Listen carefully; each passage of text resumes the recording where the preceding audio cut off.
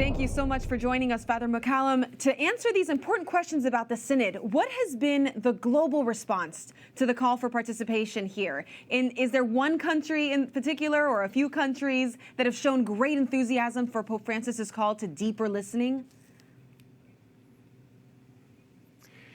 You know, it's funny, Montse, being an American, recently come here to Rome, you know in your head that the church is a global reality, but until you're here, sometimes it doesn't really sink in. And from my vantage point on this commission for methodology for the Synod, I've had a little bit of a bird's eye view of the responses from people from all around the world.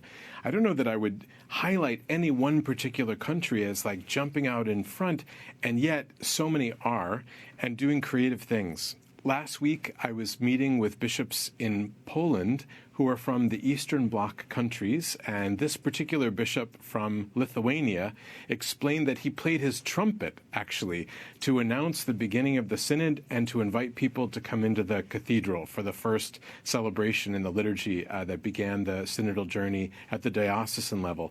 So you get that kind of joyful, I'd say energetic response from dioceses. And it's happening around the world. Just this morning, I heard about people gathering in Singapore, 500 of them on Zoom, to have a kind of listening session in small groups that would then collect their inputs and bring that back to the diocesan level. Just incredible. And that's happening in Australia. It's happening in Africa. It's happening in South America. It's happening in the United States. And I could speak a little bit more about the U.S. context whenever you're interested in that. Sure, of course. Well, let's take a step back just so that people understand where this comes from and how it's structured. What does the structure look like in the Vatican? How many are in leadership to guide this process? Okay. Well, first of all, the Secretariat for the Synod of Bishops is assigned the task of facilitating this process.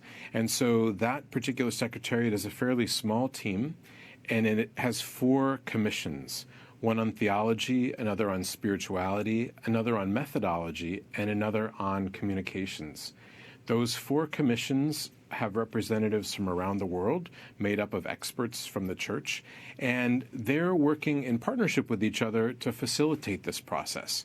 But then our key partners, of course, are bishops around the world who, at the local, diocesan, and then continental sort of level, and then eventually here in Rome in 2 years, will be working to bring the input of the people of God to the heart of the church where it can be discerned and the Spirit can speak through that process. So in a sense, the core team is fairly small, but the bigger team is huge, and it's a very exciting thing to have this active participation from people all around the world. Absolutely. What can be done or what will be done to encourage participation? Are there those who aren't as enthusiastic or seem to be lagging behind? You know, in all honesty, the last 2 years have been very hard on dioceses around the world because of COVID.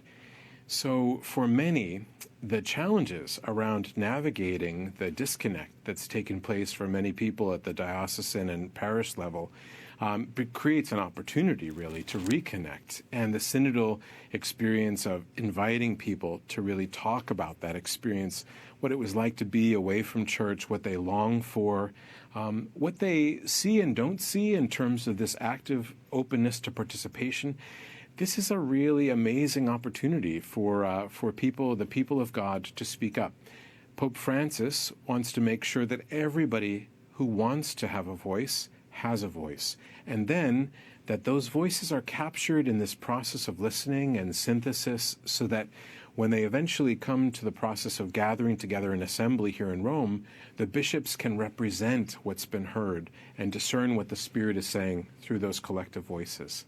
So the idea is to reach out not just to people who are practicing Catholics, but also to people who have felt marginalized by the church or on the peripheries in some kind of way. So the invitation is really to go out of our way to listen to those voices, to hear what valuable insight and perspective they have to offer, and to bring that perspective back to help really stimulate the regeneration of the church, the life of the church, to revitalize us and bring forth the kind of creativity that we really long for at this time in history. And has the Holy Father or any of the commissions released any kind of guidelines or recommendations on how to shape and encourage this lay participation you described? Sure. So actually, our Commission on Methodology, in partnership with theologians from around the world, created a vademecum, a handbook, basically, to accompany the people who are appointed by the bishops as the point people or the teams intended to facilitate that listening at the diocesan level.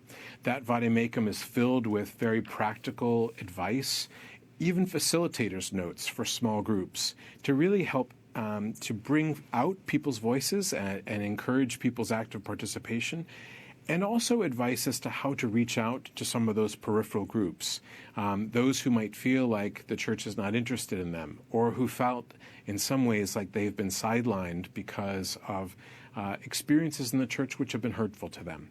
So these resources, the vademecum, and a preparatory document, which is really a lot more theological insight as to the basis for this call to synodality, these are resources intended to help that process.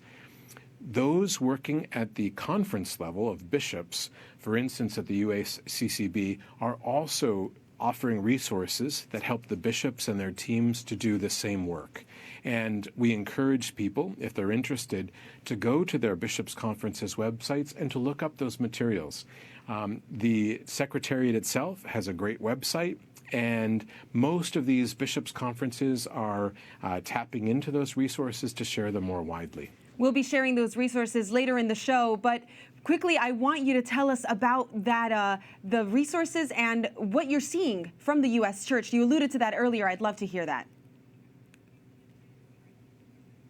Sure. So we know that more than half of the dioceses in the United States have already appointed point people or teams to help facilitate this process, and we see more coming in day after day. The USCCB has been a great partner in this work. Archbishop Gomez was here in Rome for the opening of the Synod, along with two of his team from the USCCB, to really make sure that the coordination and the spiritual message that was shared by Pope Francis and by the group during those opening events is shared with our country, with the U.S. It's really an amazing moment, right, in this history of the Church, at a time when we're still recovering in many ways from the sexual abuse scandals and from the ways that they were managed, and from this challenge of being really in isolation from COVID, to be invited at this moment to share what's really on our hearts about our longings as people of the Church, as the people of God, for an active role of participation in the mission of the Church. So our hope is to, from Rome and across the world, support this active engagement for the revitalization of our church at this time. There's a Japanese proverb that no one can do what we can all do. And so there's something really powerful about bringing in the collective intelligence, capability, generosity, and gifts that each person within the church can offer, and creating spaces where it's not only the responsibility of clergy or religious or those who have professional roles in the church to take that mission up. Well, we hope to see the global church really engaged in this important process, and 2 years seems like a long time, but we know it isn't, so we hope you'll come back and tell us more about how we're doing. I would love that, Montse. Thanks very much. Thank you so much. God bless you.